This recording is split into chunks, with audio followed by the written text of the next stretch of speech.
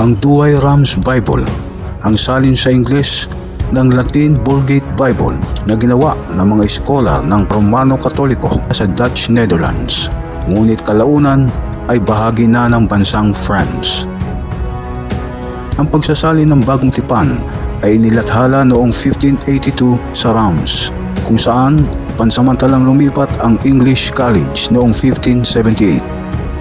Ang Lumang Tipan kalaunan ay isinalin pagkaraan lamang na maisalin ang Bagong Tipan, ngunit hindi inilathala hanggang sa taong 1609 hanggang 1610 sa Douay. Ang natapos na gawain ay ang tanging otorisadong Biblia sa Ingles para sa mga Romano Katoliko hanggang sa ika-20 siglo ayon sa Encyclopedia Britannica. Isang grupo ng mga dating lalaking taga-Oxford kasama nina William Cardinal Allen, Gregory Martin, ang punong tagapagsalin, at Thomas Worthington, ang siyang mga nagbigay ng mga anotasyon sa Lumang Tipan, ay nakatulong sa pagsasalin na ito. Isinagawa nila ang pagsasalin na pinasimulan ni Allen upang mabigyan ang mga Roman Catholic na nagsasalita ng Ingles ng isang autoritatibong bersyon ng Bibliang Romano Katoliko bilang isang kahalili sa isang salin ng Protestante na umiiral din noon. Ang kaugaliang Romanong Katoliko noon ay naghigpit sa personal na paggamit ng Biblia sa Vulgata Latina sa mga klero. Ang bersyon ay naglalaman ng maraming polemic notes na nagpro-protesta sa mga heresyang protestante. Makalipas lamang ang ilang panahon, Bishop Richard Challoner ay naglabas ng isang serye ng mga rebisyon mula 1749 hanggang 1772 na naglalayong gawing mas madaling maunawaan, at ang mga sumunod na edisyon ay binatay sa rebisyong ito hanggang sa ika-20 siglo. Subalit, ang saling Douay-Rheims version ng Biblia ay inuugnay sa isang maimpluwensya at makapangyarihang samahan na tinatawag na Illuminati o Freemasonry.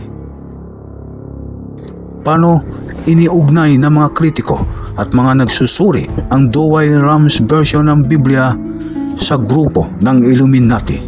Yan ang ating tatalakayin at alamin.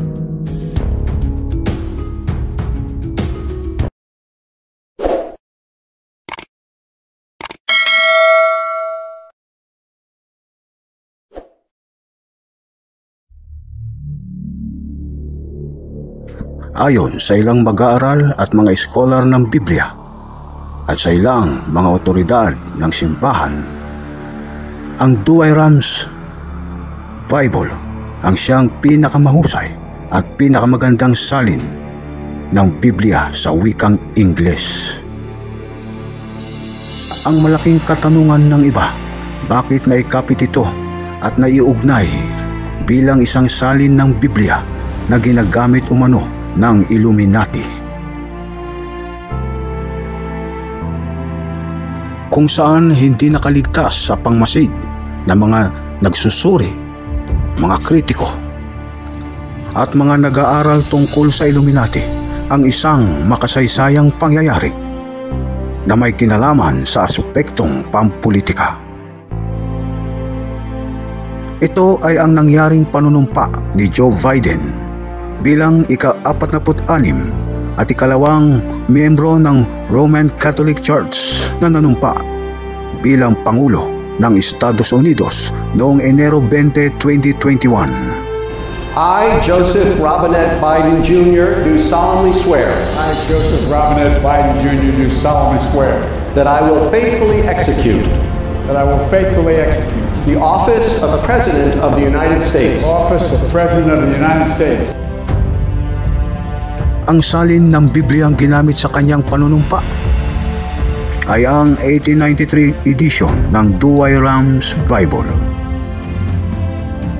Ang nasabing salin na ito ng Douay-Rheims Bible ay malaon ang ginagamit ng pamilya ni Biden na 2 beses niyang ginamit sa kanyang panunumpa sa tungkulin nung siya ay nahalal bilang Vice Presidente noong taong 2009 at 2013. Kaya naman, ang salin ng Bibliang ito na ginamit sa panunumpa ni Biden sa pagkapangulo ay nag-viral sa social media kasama na ang screenshot ng wordpoint.com kung saan nakalagay ang 1883 Antique Family Bible Douay-Rheims Illuminati Masonic 22 KTV sa halagang $99. Isaan niya itong ebidensya ng pagkakaroon ng kaugnayan ni Biden sa Illuminati o sa Freemasons.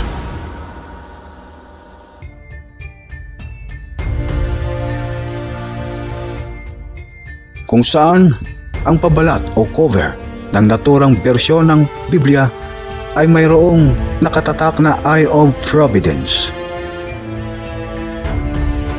kung saan makikita ang isang matang nakamasid sa loob ng isang triangulo bilang isang Masonic at Illuminati symbol.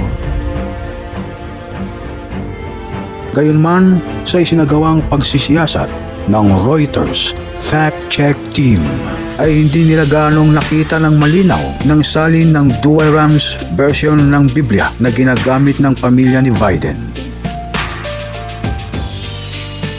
Ang simbolong Eye of Providence ay makikita rin sa likuran ng US $1 bill. Ang tanong mga kaibigan, ang nasabi bang simbolo o sagisag ay may masamang kahulugan? Ang paliwanag naman ng BBC News, ang Eye of Providence anya ay orihinal o katutubong simbolo na ginagamit noon ng Kristyanismo ay nakita sa isang religious art noong panahon ng Renaissance na kumakatawan anya sa Panginoong Diyos, na ito ay makikita sa 1525 Supper at Emmaus na ginawa ni Pontormo. Gayunman, sa pagdaan ng panahon, ang nasabing sagisag ay napasailalim sa magkaibang hanay ng mga interpretasyon noong ika-18 siglo. Ang pagbibigay interpretasyon sa disenyo bilang isang Masonic omen ay pinasikat noong taong 1975 sa paglalathala ng The Illuminatus Trilogy. At noong 2009 naman sa pagkakalathala ng nobelang The Lost Symbol ni Dan Brown.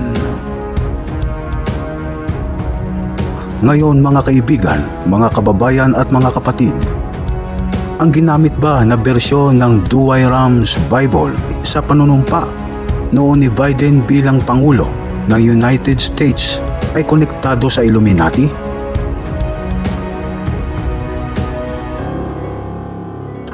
Ito ay walang katotohanan at maling iugnay sa nasabing samahan. Isinaalang-alang nila ang tensyon sa pagitan ng Masonic Order at ng simbahang Katoliko. Kaya malabong gamitin umano ng Illuminati o Mason ang nasabing salin ng Biblia. Naway nagustuhan po ninyo ang paksa sa video ito. At marami pong salamat sa inyong walang sawang pagtangkilik sa channel na ito. Sumainyo po ang hindi nauubos na kabaitan at pagpapala ng Panginoong Diyos.